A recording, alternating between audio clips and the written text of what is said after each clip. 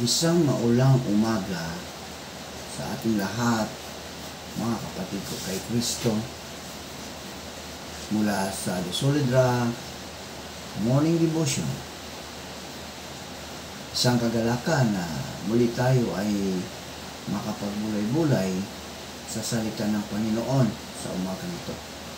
Sa puminutong pagbubulay-bulay ng mga salita ng Panginoon upang papurihan at sambahin ang ating Panginoong Jesucristo.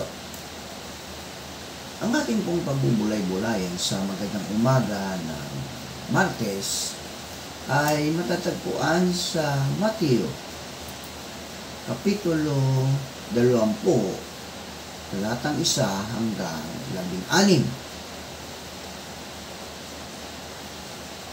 Ang kagandahang loob ng Diyos. Ang kaharian ng langit ay maitutulad sa isang taong lumabas ng maagang-maaga upang kumuha ng manggagawa para sa kaniyang ubasan. Nang magkasundo na sila sa upa na isang salaping pila sa maghapon, ang mga manggagawa ay pinapunta niya sa kanyang ubasan. Lumabas siya muli ng mag-alas 9 ng umaga at nakakita siya ng iba pang tatayo-tayo lamang sa palengke. Sinabi niya sa kanila, "Pumunta rin kayo at magtrabaho sa aking ubasan at bibigyan ko kayo ng karampatang upa." At pumunta nga sila. Lumabas na naman siya ng mag-alas 12 ng tanghali at ang mag-alas 3 ng hapon. At ganoon din ang ginawa niya. Nang mag-alas 5 na ng hapon, siya lumabas muli at nakakita pa ng mga ibang wala ring ginagawa. Sinabi niya sa kanila, "Bakit tatayo-tayo lang kayo dito sa buong maghapon? Wala po kasing magbigay sa amin ng trabaho." Sagot nila. Kaya't sinabi niya, "Kung gayon, pumunta rin kayo sa aking ubasan."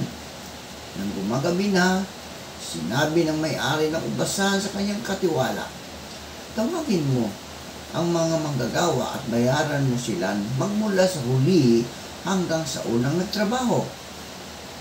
Ang mga nagsimula ng mag-alas 5 ng hapon ay tumanggap ng tig-isang salaping pila. Nang lumapit ang mga nauna, inakala nilang tatanggap sila ng higit doon. Ngunit ang bawat isa ay binayaran din ng tig-isang salaping pila. Nang magkagayoy, nagreklamo sila sa may-ari ng ubasan. Sinabi nila, "Isang oras lamang nagtrabaho ang mga ito na huling dumating, samantalang maghapon kami nagtrabaho at nagtiis sa nakakapasong init ng araw. Bakit naman pinagpare-pareho ninyo ang aming upa?" Sumagot ang may-ari ng ubasan sa isa sa kanila, "Kaibigan, hindi kita dinadaya. Hindi ba't pumayag ka sa isang salaping pila? Kunin mo ang para sa iyo at umalis ka na. Ano sa iyo kung ibig kong bayaran ang nahuli ng tulad ng binayad ko sa iyo? Wala ba akong karapatang gawin sa ari-arian ko ang aking kaibigan? Kayo ba'y naiinggit dahil ako'y nagmamagandang loob sa iba?" At sinabi ni Jesus, "Ang nahuhuli ay nauuna, at ang nauuna ay nahuhuli." Tayo po ay manalangin. Ama naming Diyos na mapagmahal, Ikaw ay napako sa krus dahil sa aming mga kasalanan. Salamat, Panginoon, sa walang katapusang pag-ibig na inialay mo sa amin. Aming tataas sa iyo ang aming mga kapatid sa pananampalataya na nangailangan ng kagalingan dahil sa mga karamdaman. Nang may abutin mo sila at ibalik mo ang kanilang mga lakas na nawala dahil sa karamdaman at pagalingin mo sila, Panginoon. Amin nilalapit sa iyo ang mga naghahanap buhay sa lansangan na sila'y ingatan mo at proteksyonan mo sa mga masasama. Amin ding itinataas sa inyo ang aming mga kapatid na mangingisda na sila ay ingatan mo sa laot ng karagatan. tulad ng pag-iingat mo sa iyong mga apostol na naroon sa laot ng lakas na hangin ay kanilang naranasan at ito'y iyong pinahinto. Amin ding itinataas ang aming mga kapatid na mga magsasaka na sila ay ingatan mo sa kanilang pagsaka upang ang bawat tao ay magkaroon ng pagkain sa kanilang hapag. Amin ding inilalapit sa iyo, Panginoon, ang aming mga kapatid na naghahanap ng trabaho, lokal man o abroad, naway makasumpong sila ng magandang trabaho sa tulong ng iyong banal na Espiritu Santo upang sila ay magkaroon ng hanap buhay. Salamat, Panginoon, sa mga kasagutan sa aming mga panalangin. Sa pangalan ni Jesus. Amen. Dito sa ating Ibanghilyo na ating binasa, marami tayong matutunan, mga kapatid, sa talinghagang ito. Muna po, tinatawag ng Diyos ang bawat isa na magtrabaho sa kanyang ubasan. Napakaraming dapat gawin, ngunit kakaunti lamang ang tumugon. Kung sakaling tawagin tayo ng Diyos na maglingkod sa kanyang ubasan, handa ka bang sumunod, kapatid?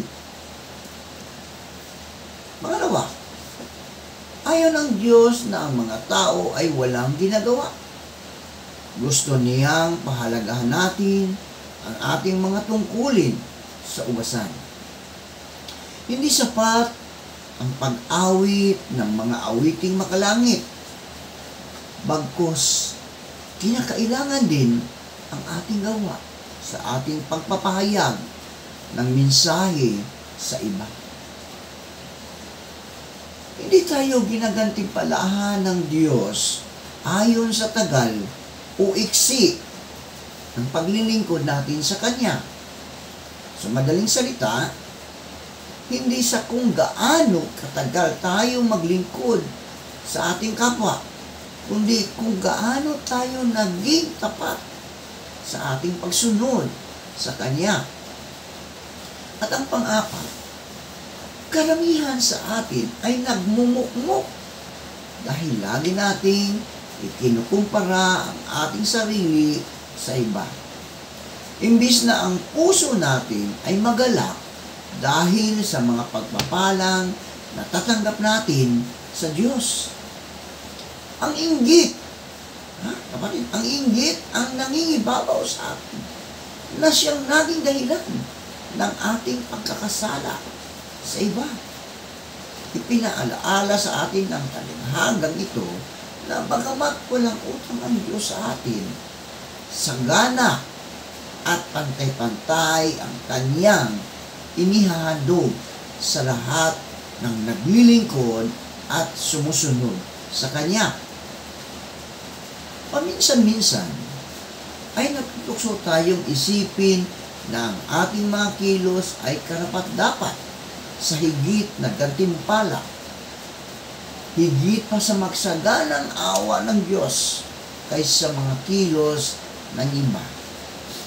Ngunit ang kagandahang loob ng Diyos ay para sa lahat dahil ibinibigay ng Diyos sa atin ang ating pangangailangan sa araw-araw mula ng Kanyang kagandahang loob.